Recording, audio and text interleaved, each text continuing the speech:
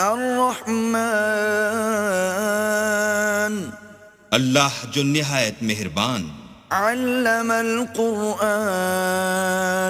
اسی نے قرآن کی تعلیم فرمائی، خلق الانسان اسی نے انسان کو پیدا کیا، علمہ البیان اسی نے اس کو بولنا سکھایا، الشمس والقمر بحسبان سورج اور چاند ایک حساب مقرر سے چل رہے ہیں، والنجم والشجر يسجدان اور بوٹیاں اور درخت سجدہ کر رہے ہیں، والسماء رفعها ووضع الميزان اور اسی نے آسمان کو بلند کیا اور ترازو قائم کی، ألا تطغوا في الميزان